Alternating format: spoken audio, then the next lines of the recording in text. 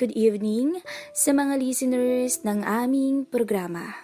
Pakinggan na po natin ang last part ng ating story, ang kapalit. Sa pagpapatuloy ng ating kwentuhan, hindi ako mapakali at hindi ako makapaniwala sa nalaman ko. Buntis si Tiffany. Nagdadalang tao ang nobya ng anak kong si Obet. Kinabahan ako bigla. Pamilyar na ang pakiramdam na to. Ganito din ako nung una kong makadisgrasya ng babae.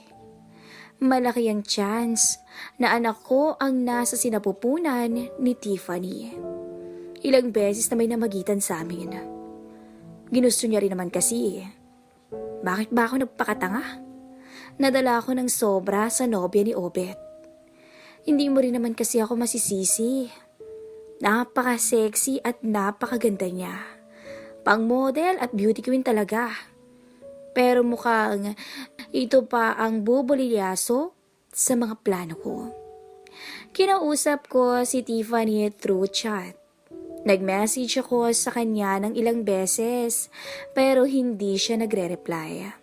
Anong problema? Hindi ba dapat kausapin niya ako para nang sa ganun, magkalinawan kami? Sa totoo lang, wala akong pake kung dadalhin niya ba o ipapalaglag ang bata. Hindi yun ang priority ko. Ang nasa isip ko ngayon ay kung paano ko to malulusutan. Isang gusot na dapat kong plansyahin. Dapat kumilos na ako agad, bago pa maging huli ang lahat. Mahirap na Baka maisipan niya pang maghabol sa akin ng suporta, di ba? Dahil hindi nakikipag-usap si Tiffany, si Obet na lang ang kinausap ko. Nag-message ako sa kanya pero hindi nag-reply ang anak ko. Kinakabahan ako. What if walang nangyari sa kanila at isipin niyang may ibang sumalisi sa nobya niya? Hindi ako mapakali habang nasa barko ko. 3 araw ang lumipas. At sinubukan ko ulit na kontakin si Tiffany. By this time, online siya kaya nag-message ako. Hello Dad, reply niya kaagad. Akala ko di mo na ako kakausapin Naging busy lang po ako. Sorry po Tiffany, totoo ba yung nabalitaan kong nagdadalang tao ka raw? Tanong ko. Nag-seen siya at hindi agad nag-reply. I guess, hindi niya ini-expect na doon agad ang punto ko sa topic na yun. Yes, maikling reply niya. Well, sa akin ba yan? Reply ko naman. Magagalit ka ba kung sasabihin kong oo? Diretsahan niya ang sagot. Confirm nga na akin. Malaking problema to. Iniisip ko tuloy, anong sasabihin ko at paano ako makakalusot? Hindi naman ako magagalit baby Pero nabigla lang ako. Kasi 'di ba sabi mo last time na safe ka? Nagtiwala ako kaya nakampante ako that time. Ang sabi ko. I'm sorry po. Hindi ko rin kasi in-expect na bubuntis ako Nagtitake naman ako ng pills like usual. Pero siguro hindi lang tumalab. I don't know. Hindi ako sure kung paano nangyari. Pero nandito na Andito na to. Hindi ako makapag-decide na ipalaglag to. Ginusto natin to, di ba Dad? Ang sabi niya. Ito na yung sinasabi ko. May hint na umaasa siyang tulungan ko siya. I guess wala na akong choice. Ginusto nga natin yung nangyari. Pero we both know na hindi natin ginusto na magbunga ang ginawa natin. You should know better than that, Tiffany. Ang sabi ko. So, anong gusto mong gawin ko dito? Hindi ko naman kayang patayin yung sarili kong baby. Ang sabi ni Tiffany. It's not a baby yet, Tiffany. Ang sabi ko. Oh my God. Akala ko pa naman may intindihan mo ko. Ba't di ko in-expect na yan ang sasabihin mo sa akin? Shame on you, sir. Ang sabi niya. Shame natin to, Tiffany. Hindi lang ako. Kaya nga sinisiguro kong safe ka, di ba? I think ikaw dapat ang mas nagingat. No, I'm sorry. It was a mistake. Dapat di na lang ako pumatol sa'yo eh. If di mo ako matutulungan with this, then so be it. Kaya ko ang sarili ko. Hindi ka pa tutulungan ni Obet? Tanong ko. What the hell? Masisikmura mong ang anak mo mismo ang tumayong ama ng baby natin? Ganyan ka ba ka-selfish? Nakuha mo na lahat-lahat sa akin. Tapos, yan pa yung gusto mong mangyari? Hindi ako makapaniwalang nahuhulog ang loob ko sa'yo.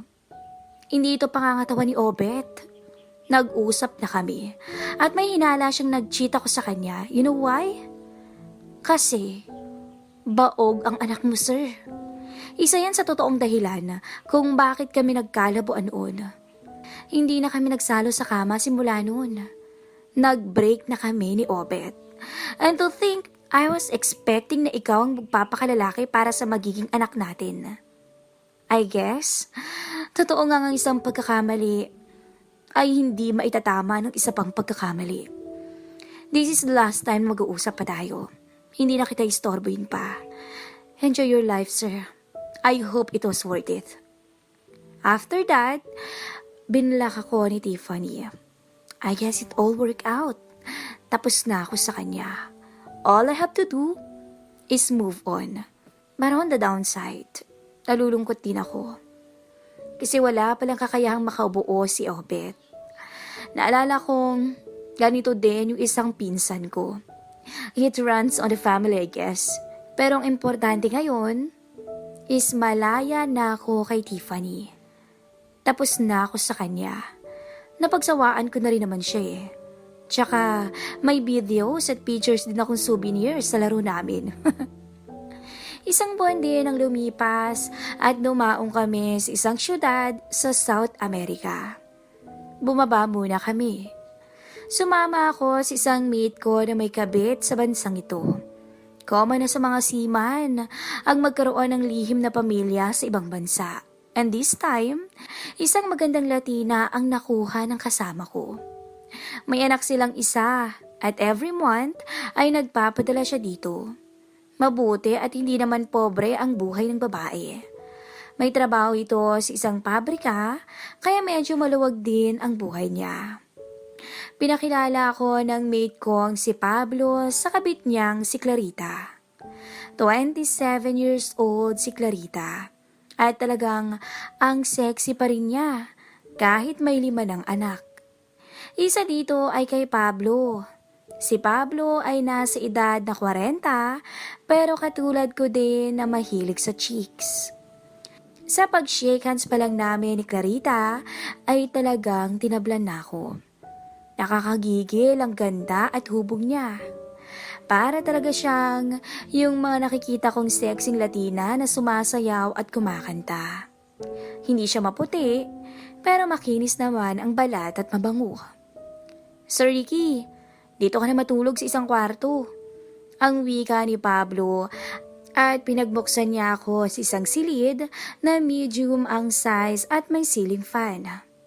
Tumango lang ako. Naganda ng makakain si Clarita. Nang mapunta ako sa kusina, ay naabutan ko siyang naghihiwa ng karne. Pero grabe, ang lusog ng nasa likuran niya at nakasuot pa siya ng jeggings na fit. Nakakagigil paluin. Nauli niya akong nakatingin dito. Ngumiti lang ako at ganun din naman siya. I guess sanay na siyang tinitignan ng lalaki. Kinagabihan ay nagpasya kaming mag-inuman ni Pablo sa labas. Kumain muna kami sa bahay at ilang beses pa akong napasulyap kay Clarita. Mukhang nag-e-enjoy din naman siya sa ginagawa kong mga nakaw tingin sa kanya. Lihim siyang napangiti at tumingin sa akin kapag hindi napapansin ni Pablo. Game siguro to. Ang wika ko sa sarili. Lumabas kami ni Pablo at nag-inuman sa isang nightclub. Pareho kaming may table na magagandang babae. Bago pa matapos ang gabi, ay dumali ako sa table ko. Enjoy na enjoy ako sa paghaplo sa hita niya. Inalok ko siya ng mas mataas na pera kung pagbibigyan niya ako. Pumayag naman ito at lumabas kami sandali. Sa isang sulok sa kanto ay idiniin ko siya sa pader at gumamit ako ng proteksyon para iwas sakit. Binuhos ko ang uhaw na nararamdaman ko mula sa misis ni Pablo sa isang bayaran. Naging mabilis lang ang mga pangyayari. Nakangiti kaming bumalik muli sa club. Lumipas ang ilang oras at umuwi na kami ni Pablo. Paluray-luray si Pablo nang dalhin ko pa uwi sa kanila. Pinagbuksan kami ng misis niya at dinala ko si Pablo sa kama nila. Tinulungan naman ako ni Clarita na inakay ako papunta sa kwartong pinagamit nila sa akin. Dahil magkadikit kaming dalawa, agad nag-alab ang aking pakiramdam. Ginamit ko ang pagkalasing ko para mahawakan ko ang bewang niya. Habang papasok kami sa silid at mukhang hindi naman siya pumapalag. Pinahiga niya ako pero hinila ko siya sa higaan at dumagan siya sa akin. Niyakap ko siya kaagad at sinuyo ang labi. Tinulak niya ako pero hindi siya makawala. Hindi naman siya pumalag ng matagal at mukhang type niya ako. Amoy toothpaste pa ang lips niya. Mukhang kakalinis pa lang niya sa sarili. Baka pinaghahandaan niya ang gabi nila ni Pablo. Pero pasensya na Pablo Mukhang ako muna ang gagarahe sa kabit mo. Kinalas ni Clarita ang belt ng pantalon ko at pinaba. Hindi namin alintana na nakabukas ang pinto ng kwarto at nasa kabilang silid lang si Pablo. Halos nagtagal ang pagpapakasasa namin ng kabit ni Pablo. Todo bigay si Clarita sa akin. Napapatingala pa to sa tindi ng tinatamasa at hindi maiwasan na hindi tumunog at umuga ang kama sa gigil namin sa isa't isa. Halos umabot na ako sa sukdulan. At alam kong napansin niya to, kaya bigla niya akong niyakap at maging mga paa niya ay kumapit sa balakang ko. Tangina, gusto ngang magpayari ng babaeng to. Nakiusap siya sa akin habang nakangiti siya. At iyon nga ang nais niyang mangyari. Pero ginawa ko ang lahat para umiwas na sa disgrasya. Tumayo ako at tinulak siya ng bahagya. Matapos ang namagitan sa amin, ay nag-ayos siya na parang walang nangyari. Kinabukasan, ay lumipat ako ng ibang matutuluyan nang makaiwas kay Clarita. Para akong nakaapak ng bubble gum, nang hirap tanggalin sa paa. Almost 6 months na akong nasa laot at malayo sa Pinas. So far, okay naman ang kalagayan ko. Routine na sa akin mostly ang mga ginagawa ko. Okay na sana ang lahat. Hanggang bigla akong makatanggap ng tawag mula sa misis ko sa Pilipinas. Umiiyak ito. Ricky. Ricky. Nanginginig ang boses nito. Anong problema, Lorna? Tanong ko. Si Obet. Yung anak nating si Obet, Ricky. Kinabahan ako bigla. Anong nangyari kay Obet? Tanong ko. Iniwan na tayo ng anak natin, Ricky. Nagpakamatay siya. Ano? Teka, bakit? Napatanong ako pero sa likod ng isipan ko ay ramdam ko na kung ano ang dahilan. Naghiwalay sila ni Tiffany. Nag-away daw sila. Hindi ako kinausap ng anak natin itong mga nagdaang araw. Tapos nabalitaan ko na lang, patay na siya. Ricky, umuwi ka na. Ang sakit-sakit sa puso. Hindi ko to kaya. Umahagulgol na sa iyak si Lorna. Tahimik lamang akong nakikinig sa malakas na pagtangis ng misis ko. Hindi ako makapagsalita. Pinakalma ko si misis. Kinausap ko siya ng mahinahon. Hindi basta-basta ang gusto niya. Hindi ganun kadali ang bigla ka nilang uuwi dahil sa trahedya. Pinalakas ko ang loob niya at ilang buwan na lang ay pwede na ako ulit bumaba ng barko. Nagkulong muna ako sa kwarto. Matagal akong nakatitig sa kisame na bakal hanggang sa maisipan kong gumamit ng laptop. Binuksan ko to at napansin ko ang isang email na natanggap ko 3 araw na ang dumaan. Nagulat ako nang buksan ko to. Galing sa anak kong si Obet ang email. Binasa ko yun. Hindi ko po alam kung paano ko to sisimulan. Pero hindi ko na talaga kayang itago to. Dad, alam ko na may namagitan sa inyo ni Tiffany.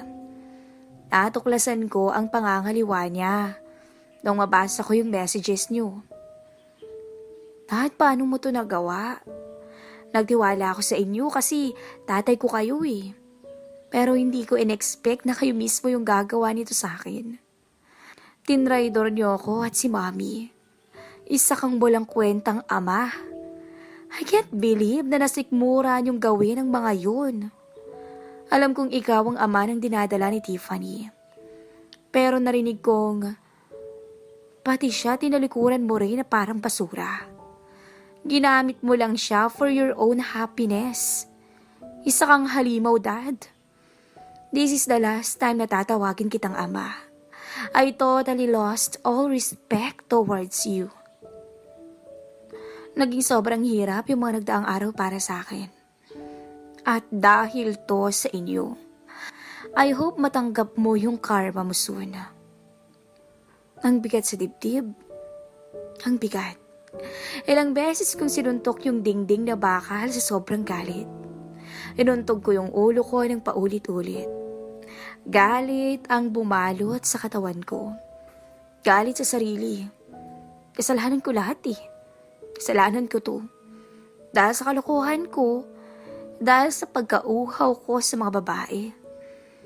Ako yung naging dahilan ng pagkamatay ng anak ko. Napaluhod ako sa sahig at hindi ko na nakayanan ng lahat at napaluhan na lang ako. Sigaw ako ng sigaw. Bumuhos sa akin ang hapdi ng ginawa ko. Wala akong ibang dapat sisihin kundi yung sarili ko eh. Wala nang iba. May kumatok sa pinto ko dahil naririnig nila ako. Binuksan ko ang pinto at tumakbo ko palabas. Diyos ko, patawarin niyo ako. Tumalon ako sa dagat. Bumulusok ang sarili ko sa napakalamig na tubig. Lumubog ako ng ilang metro bago at lumitaw muli. Tumunog ang barko at dinig ko ang sigawan ng mga kasamahan ko. Pumikit na lang ako at sinubukan kong lumubog muli. Dito na naging blanco ang lahat. Nagising ako sa liwanag ng ilaw. Nasa infirmary pala ako ng barko. Mabuti nagising ka na, sir. Ang wika ng isang mate ko. Kinausap ako ng mga kasamahan ko. Dito nila nalaman ang pagkamatay ng anak ko. Kinausap nila ang kumpanya. Pinagbigyan ako at 1 linggo ang lumipas ay pinababa ako. Hinang-hina ako. Parang nakalutang yung isipan ko. Niyakap ako ng mahigpit ni Lorna. Bakit? Dahil mahal niya ako. Pero paano kung malaman niya na ako pala yung dahilan ng pagkawala ng anak namin? Mamahalin pa rin ba niya ako? Sa gabi ng burol ay hindi ko magawang lumapit para tignan ang labi ng anak kong si Obet. Nagkulong ako sa kwarto. Nagpakalasing. Ricky, tama na yan, please. Puntahan mo naman yung anak natin. Pakiusap ni Lorna nang madatnan niya ako sa silid. Umiling ako at hinagis ko ang bote ng alak sa pader. Nabasag to. Tumayo ako at kinuha ang bubog ng bote. Ricky, pakiusap. Tumigil ka na, Ricky. Huwag. Please. Narinig ko yung nangyari sa barko. Tama na, Ricky. Please naman, oh. Pakiusap ni Lorna. Umiyak ako at lumuhod sa harapan ng asawa ko. Kasalanan ko lahat, Lorna. Kasalanan ko ang lahat. Dito inamin ko sa misis ko ang lahat-lahat. Ang buong katotohanan.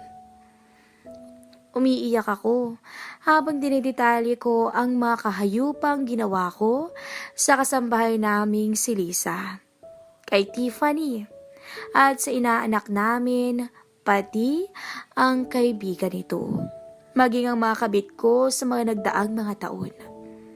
Inamin ko tong lahat. Inamin ko lahat-lahat. Humingi ako ng kapatawaran kay Lorna. Pero tahimik na lang siya. Lumabas siya ng kwarto namin. Ito ang huling gabi ko sa bahay. Dahil pinalayas ako ni Lorna. At naghiwalay na kami. Naintindihan ko naman siya. Alam ko yung pagkakamali ko. Ilang taon na akong may atraso. At ngayon ay siningil na ako. Pinagbabayaran ko na ang lahat ng naging kasalanan ko. Dito ko biglang naalala ang nobya kong tinalikuran ko matapos ko siyang mabuntis. Napaisip ako kung gaano kasakit yung nagawa ko sa lahat ng taong nagmahal sa akin. Panahon na lang siguro yung uhusga. Kung kaya ko bang mabayaran ang lahat. Pero sa ngayon, sinusubukan ko ng baguhin ang sarili ko. Para sana sa pagdating ng panahon, ay makamtan ko ulit yung pagmamahal na sinayang ko. Hanggang dito na lang ang kwento ng aking buhay. Sana po ay may napulot kayong aral sa aking istorya.